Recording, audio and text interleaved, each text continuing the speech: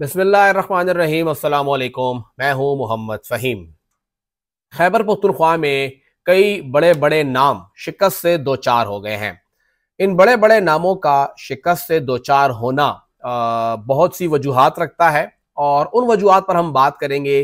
चंद एक वजूहात ऐसी हैं जिस पर हम बात कर सकते हैं, बाकी इन पार्टियों का इंटरनल मैटर है, वो खुद ही पार्टी के अंदर देखें कि आखिर क्या वजह है कि उनके इतने बड़े बड़े बुर्ज उलट दिए गए हैं।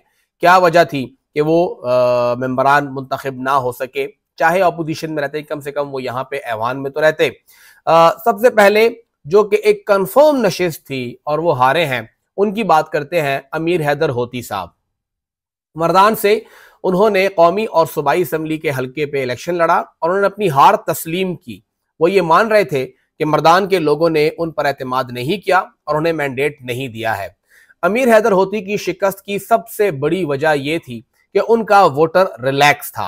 एक ऐसा बयानिया तैयार किया गया था कि हैदर तो ऐसे भी जीत जाएगा, हैदर को असेहुम गटी। ये जो एक बात थी कि हैदर तो वैसे भी जीत जाएगा, इसने उनके वोटर को बड़ी हद तक रिलैक्स कर दिया।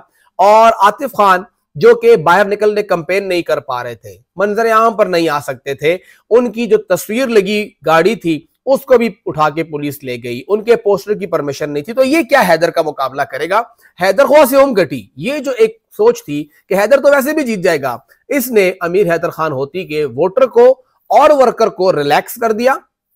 और जो मुखालिफ पार्टी थी आतिफ खान साहब वाली, उनको ये चार्ज किया कि तुम लोग तो वैसे भी हार रहे हो, तुम लोग क्या कर लोगे। तो वो ज्यादा गुस्से से निकले कि अच्छा हम हार तो रहे हैं, कुछ मुकाबला तो करें। मुकाबला करने के चक्कर में वो इतना आगे चले गए कि अमीर हैदर होती का जो वोटर और सपोर्टर रिलैक्स था वो वहां पे हार से दो चार हो गया। अब्दुल सलाम आफरीदी साहब भी उनसे सूबाई हल्का जीत गए।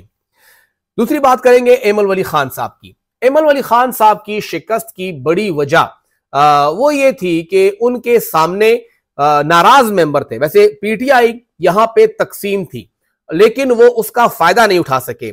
जेयूआई तकसीम हुई, उसका उन्होंने भरपूर फायदा उठाया, लेकिन पीटीआई की तकसीम का वो फायदा नहीं उठा सके। उनकी जानिब से इमरान खान से मुतालिक जो बातें थी, जो अलकाबात थे, जो उनसे मुतालिक वो बात करते थे, वो उसको एक दो चार दिन अगर रोक लेते, ये नहीं कि अपना बयानिया तब्दील करते, लेकिन वो सिर्फ बात करते और टारगेट करते सिर्फ फजल खान को, ना कि इमरान खान को, तो जो वोटर फजल खान से खफा था वो जरूर इनको वोट करता। लेकिन जब उनके सामने, वोटर के सामने दो चेहरे आए, एक चेहरा आया फजल खान का और एक चेहरा आया एमल वली खान का। फजल खान का चेहरा वो है जो कि वोटर को बुरा भला कहता है, चाहे सत्ता के कारकुन को सपोर्ट नहीं करता। एमल वली खान का चेहरा वो है जो पीटीआई के चेयरमैन को, पीटीआई के बानी को गालम गलोच करता है, बुरा भला कहता है।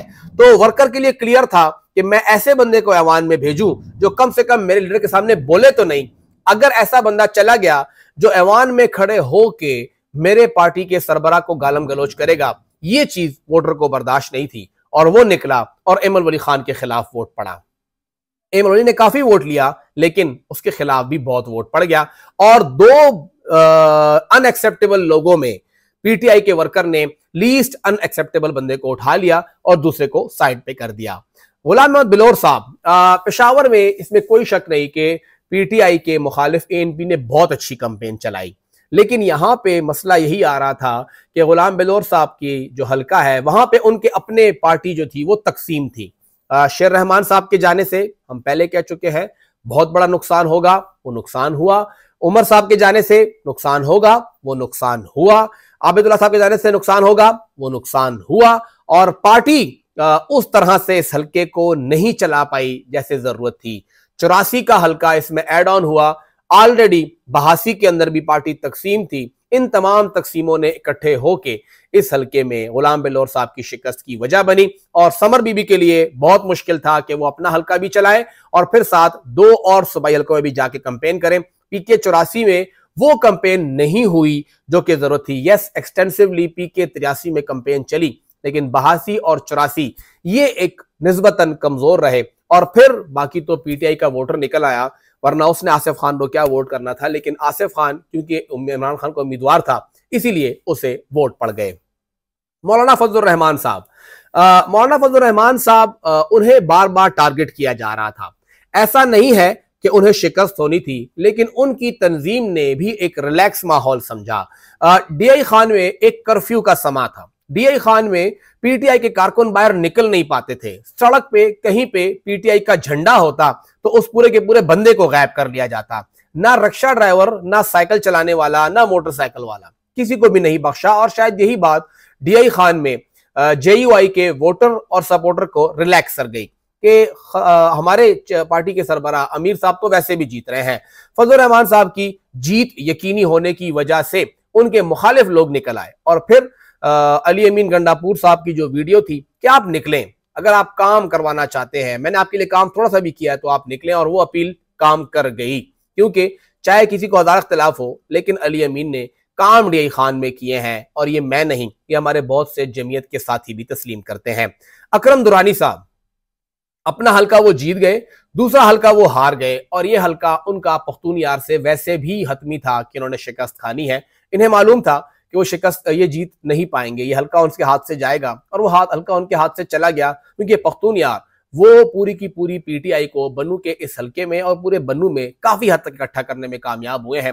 और एक हल्के में जहां पीटीआई तकसीम हुई वहां जमीयत को फायदा हो गया। लेकिन अकरम दुरानी का एक हल्का अकरम दुरानी के हाथ से निकल गया, एक हल्का वो जीतने में कामयाब हुए हैं। ऐवान में वो होंगे। नवाज शरीफ साहब, उनकी भी पार्टी बड़ी रिलैक्स थी कि नवाज शरीफ तो आवे ही आवे। वो जो एक वजह थी कि नवाज शरीफ तो वैसे भी आ रहे हैं, मानसरा से उनकी इलेक्शन कैंपेन भी वैसी नहीं चली। फिर उनके कुछ बयानात, खैबर पख्तूनख्वा की आवाम से मुताल्लिक उनके बयानात, उनकी जो सख्त रवैया, और फिर वहां पे ग्राउंड पे पीटीआई को नेग्लेक्ट करना कि ये तो कोई फोर्स रही ही नहीं, पीटीआई को अपना हरीफ ही ना समझना, ये वजह बनी मानसरा में मुस्लिम लीग नून की शिकस्त की। और वहां से नवाज शरीफ साहब को शिकस्त हुई। गुस्तासब साहब 11th आवर पे वो उम्मीदवार बने, क्योंकि उससे पहले यहां पे आजम स्वाति साहब उम्मीदवार थे, फिर वो तब्दील हुए। लेकिन क्योंकि पीटीआई का वोटर निकला और दूसरा वोटर बड़ा रिलैक्स था, उसने वहां पे नवाज शरीफ की शिकस्त की वजह बनाई, और वो वहां पे शिकस्त से 2-4 हुए।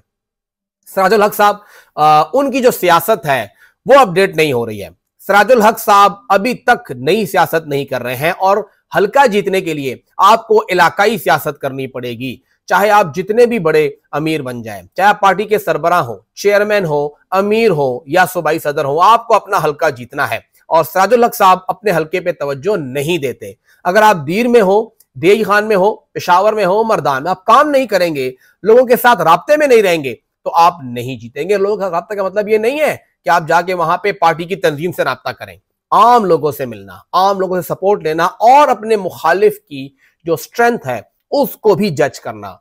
यहां पर भी पीटीआई की मुखालिफ जो एक स्ट्रेंथ थी, उनको इन्होंने, पीटीआई की स्ट्रेंथ को इन्होंने नजरअंदाज किया, और उसका यही मसला हुआ कि यहां पे उन्हें शिकस्त हुई है।